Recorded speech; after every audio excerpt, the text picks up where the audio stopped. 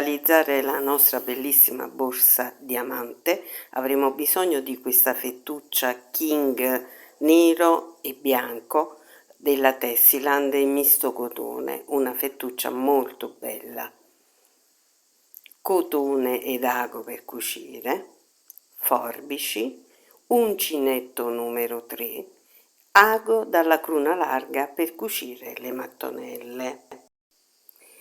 Ecco come dobbiamo posizionare le mattonelle, sono 11, 5 in linea e quindi a formare una linea dritta.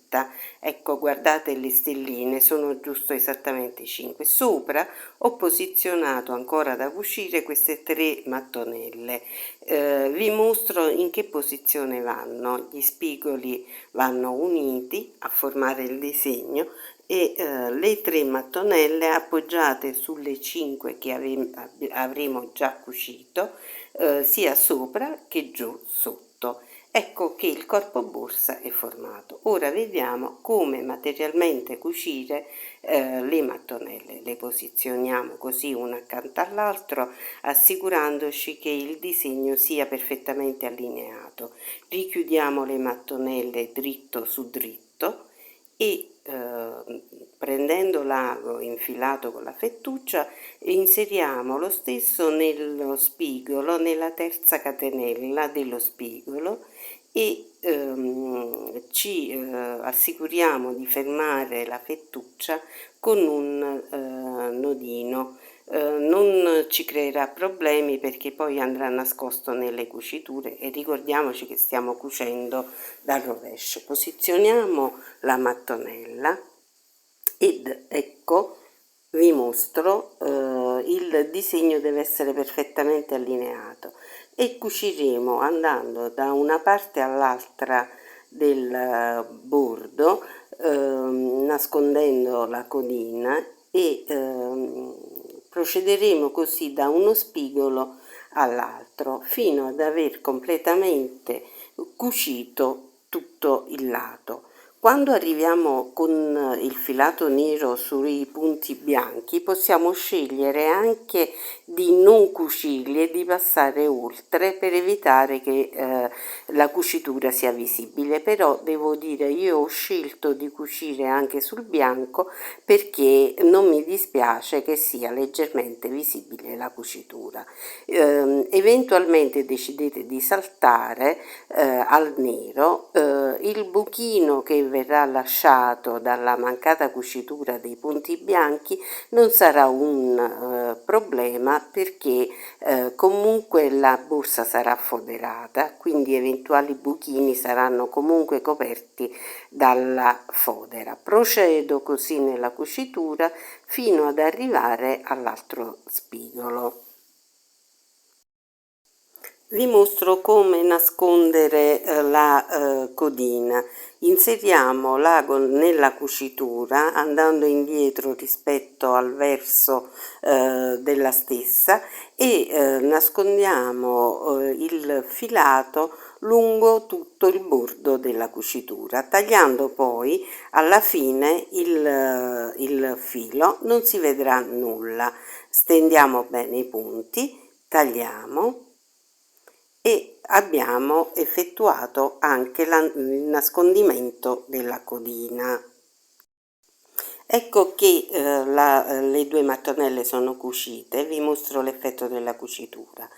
Posizioniamo la terza mattonella su, così come vi avevo mostrato all'inizio del video, nello spigolo. Cuciremo prima questo lato, poi a seguire il lato opposto, in modo da fissare i 2 lati dello spigolo della terza mattonellina. Se dobbiamo cucire in linea invece posizioniamo, come vi ho già mostrato, in linea la mattonella, ci assicuriamo che il disegno sia perfettamente allineato e cuciamo. Ora procediamo con la cucitura completa ed ecco qui che abbiamo ottenuto la nostra croce. Fissiamo le mattonelle così cucite sul rovescio della fodera quindi rovescio contro rovescio, fissiamo il nostro lavoro con degli spilli per evitare che si possa muovere, e poi seguiremo tutto il perimetro del lavoro e taglieremo lasciando un bordo di 1 centimetro e mezzo. Seguiremo quindi la forma del nostro lavoro, questa specie di croce, tutto intorno così come vi mostro con la forbice, e otterremo quindi la fodera ritagliata a forma del corpo borsa. Ecco che seguo tutto intorno il ritaglio, vi mostro come fare, e dobbiamo semplicemente seguire il perimetro. Una volta finito è questo l'effetto che avremo. Se abbiamo avuto l'accortezza di mettere il rovescio del lavoro sul rovescio della fodera, rigirando il lavoro avremo il dritto della fodera. Ora dobbiamo occuparci dei bordi. Come facciamo? Dobbiamo rigirare l'orlo così, lasciando una parte del lavoro ad uncinetto libera, perché poi ci servirà per effettuare la cucitura. Dunque rigiriamo il bordo e lo fisseremo con degli spilli man mano lungo tutto il percorso. Prenderemo l'ago per cucire e cuciremo a mezzo punto, come vi sto mostrando adesso. Vedete che inserisco l'ago tra il lavoro e la fodera e procedo a mezzo punto. Farò questo per tutto il perimetro, come vi ho già detto, lasciando che la fodera resti morbida.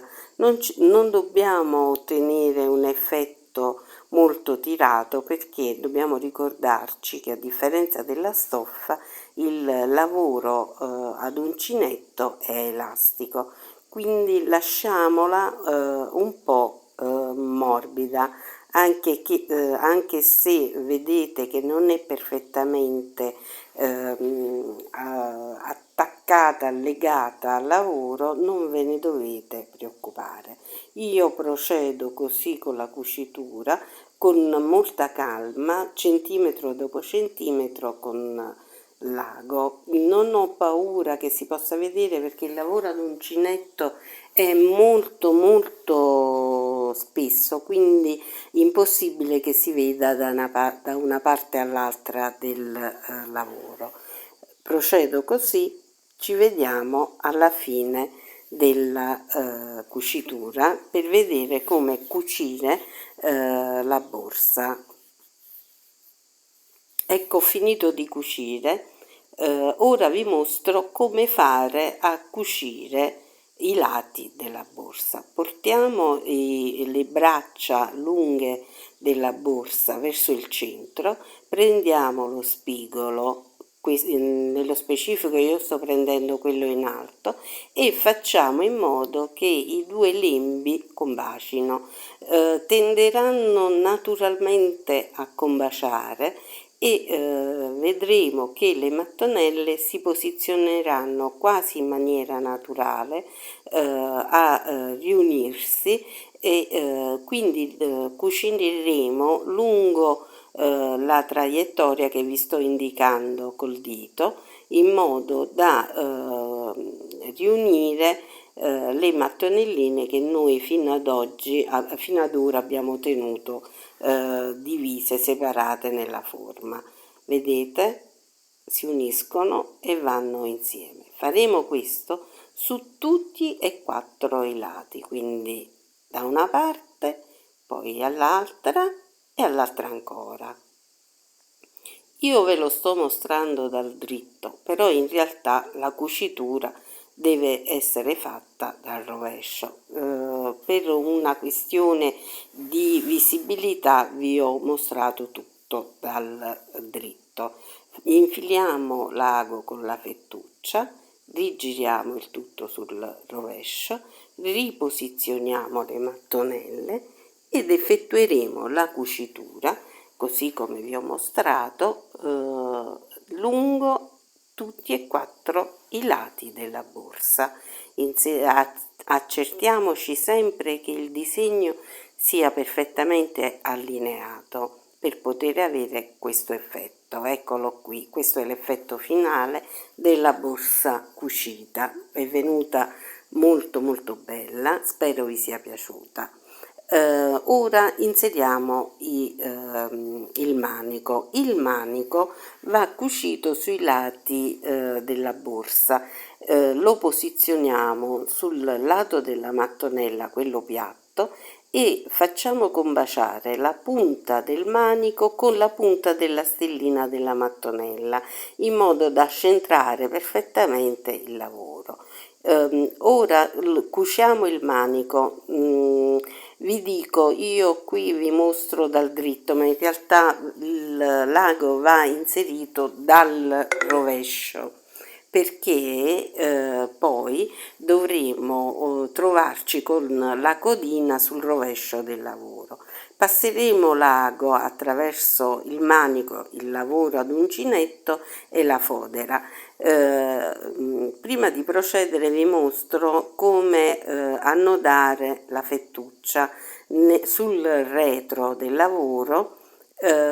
Questa cosa non ci creerà problemi perché poi la codina della fettuccia la nasconderemo dentro al lavoro usando l'ago e passiamo quindi con l'ago attraverso tutti i buchi che ha il manico, che sono già i manici sono tutti preforati, e così come vi sto mostrando passiamo l'ago in tutti i buchi e ripassiamo anche all'indietro in modo da avere una cucitura molto forte e sicura che non potrà crearci problemi con le nostre borse belle piene. Ecco il lavoro terminato.